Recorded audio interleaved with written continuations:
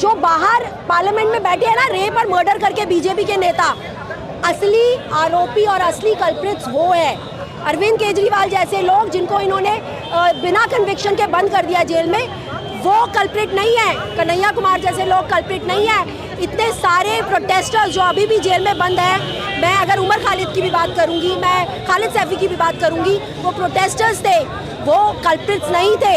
आप रेपिस्ट के लिए तो आप स्टेज पे खड़े होकर प्रधानमंत्री जी लोगों को उनको प्रमोट करते हैं और बोलते हैं कि आप इनको वोट दीजिए, और जो असली लोग हैं जो जनता के लिए काम करना चाहते हैं उनको आप जेल में बंद कर देते हो। और कौन जानता है मनोज तिवारी का, कन्हैया कुमार और मनोज तिवारी के बीच में कोई कंपैरिजन ही नहीं है ऐसा कि अगर कोई नेता इस तानाशाह सरकार की धज्जियां उड़ा सकता है तो वो कन्हैया कुमार ही है। देश के लोग सचमुच ये चाहते हैं ना कि वोट देने जब जाएंगे तो अगर वो चाहते हैं सही सरकार को वोट देनी है तो दिमाग में रखें कि इस देश का अन्नदाता सड़कों पर था, उसे रौंदा गया उन बीजेपी की कारों के तले। वो क्या मांग रहा था? अपना हक। इस देश में जो अपने हक की बात करता है आप उसको रौंद देते हो। देश का अन्नदाता, आप भगवान श्री राम की बात करते हो, मेरे लिए मेरा राम इस देश का अन्नदाता है। अगर आपको पूजना है तो अपने देश के अन्नदाता को पूजो। आप करोड़ों रुपया एक मंदिर में लगा देते हो, लेकिन आप किसानों के कर्जे माफ नहीं कर सकते जो आत्महत्या कर रहा है। आपको क्या लगता है ये हुजूम देखकर? ये हुजूम नोटों से खरीदा हुआ नहीं है, ये हुजूम जज्बे के साथ आया है यहाँ पर अपने सारे काम छोड़कर।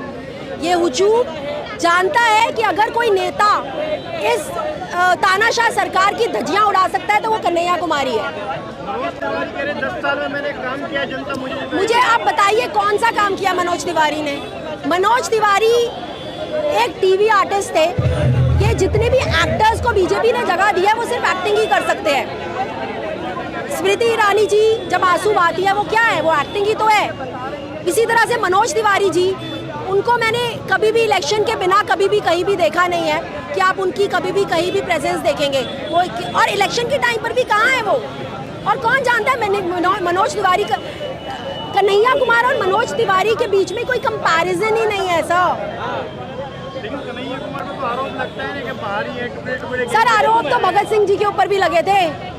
आरोप तो इस देश के जितने फ्रीडम फाइटर्स थे उनके ऊपर भी लगे थे, उन्हें भी जेल में बंद किया था। जो बाहर पार्लियामेंट में बैठे हैं ना रेप और मर्डर करके बीजेपी के नेता, असली आरोपी और असली कल्प्रिट्स वो है। अरविंद केजरीवाल जैसे लोग जिनको इन्होंने बिना कन्विक्शन के बंद कर दिया जेल में, वो कल्प्रिट नहीं है। कन्हैया कुमार जैसे लोग कल्प्रिट नहीं है। इतने सारे प्रोटेस्टर्स जो अभी भी जेल में बंद हैं, मैं अगर उमर खालिद की भी बात करूंगी, मैं खालिद सैफी की भी बात करूंगी, वो प्रोटेस्टर्स थे, वो कल्प्रिट्स नहीं थे। आप रेपिस्ट के लिए तो आप स्टेज पे खड़े होकर प्रधानमंत्री जी लोगों को उनको प्रमोट करते हैं और बोलते हैं कि आप इनको वोट दीजिए, और जो असली लोग हैं जो जनता के लिए काम करना चाहते हैं उनको आप जेल में बंद कर देते हो। प्रधानमंत्री कह रहे हैं अब की बार 400 पार कैसे मुमकिन हो पाएगी चीज? भाई पहली बात क्यों बोल रहे हैं 400 पार? कौन से आज तक कौन से प्रधानमंत्री जी ने इस तरह से कॉन्फिडेंस के साथ बोला है?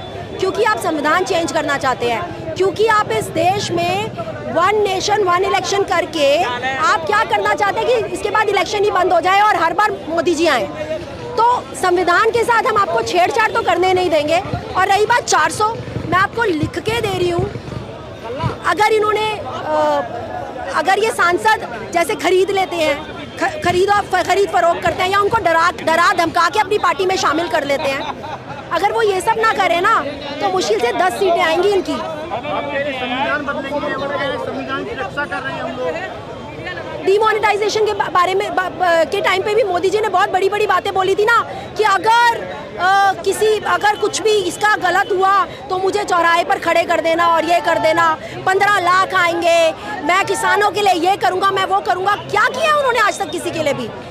किसानों, अगर देश के लोग सचमुच ये चाहते हैं ना कि वोट देने जब जाएंगे तो अगर वो चाहते हैं सही सरकार को वोट देनी है तो दिमाग में रखें कि इस देश का अन्नदाता सड़कों पर था, उसे रौंदा गया उन बीजेपी की कारों के तले। वो क्या मांग रहा था? अपना हक। इस देश में जो अपने हक की बात करता है आप उसको रौंद देते हो। देश का अन्नदाता, आप भगवान श्री राम की बात करते हो, मेरे लिए मेरा राम इस देश का अन्नदाता है। अगर आपको पूजना है तो अपने देश के अन्नदाता को पूजो। आप करोड़ों रुपया एक मंदिर में लगा देते हो, लेकिन आप किसानों के कर्जे माफ़ नहीं कर सकते जो आत्महत्या कर रहा है। आप अपने दोस्तों के, जो आपका परिवार है अंबानी अदानी, उनके कर्जे माफ़ करते हो, और आप अपने देश का किसान जो 50-50 हज़ार रुपये के कर्जे के लिए फांसी लगा लेता है, आप उसके लिए बात नहीं करते हैं। तो मैं ये कहूँगी हर उस इंसान से, अन्नदाता है तो हमारे पेटों में रोटियां जाती हैं, तो जब वोट देने जाते हो तो उसके बारे में ज़रूर सोच लेना। ये कह रहे थे कि हमने किसानों की आय दुगनी कर दी, ये जो किसान प्रोटेस्टर थे ये किसान नहीं खालिस्तानी थे। भाई कन्हैया कुमार को भी बोला गया था ना टुकड़े टुकड़े गैंग, कोई भी आरोप साबित हुआ आज तक? आप मुझे बताइए। जो इस सरकार के खिलाफ आवाज़ उठाएगा, उसको जब जेएनयू उठाता है तो वो नक्सलवादी, जब जामिया उठाता है तो वो आतंकवादी, जब किसान उठाता है तो खालिस्तानी, जब रेसलर्स आवाज़ उठाते हैं तो वो देशद्रोही। जो आपके खिलाफ आवाज़ उठाएगा आप उसको एक टैग दे देंगे। मैं आपसे ये पूछना चाहती हूँ, क्या अपोजिशन का रोल आप ख़त्म कर देना चाहते हैं इस देश में?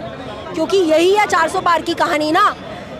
आज मीडिया वाले, आप यहाँ पे देखिए मेन स्ट्रीम मीडिया बहुत सारी खड़ी है, और मैं हर जगह जाती हूँ, मैंने आज तक किसी मेन स्ट्रीम मीडिया वाले को नहीं देखा कवर करते हुए। क्यों आते हैं वो? सिर्फ ये देखने की किससे कौन सी गलती है और हम एकदम से कैमरा चला के उसको रिकॉर्ड कर लें। 24 में क्या होगा? देखिए 24 में मुझे पूरी उम्मीद है कि अगर सपोज़ बीजेपी अपने जो भी वो षड्यंत्र रच रही है, शायद वो पावर में आ जाए, लेकिन सीटें तो पूरी की पूरी नहीं मिलने वाली उनको, दैट इज़ फॉर श्योर।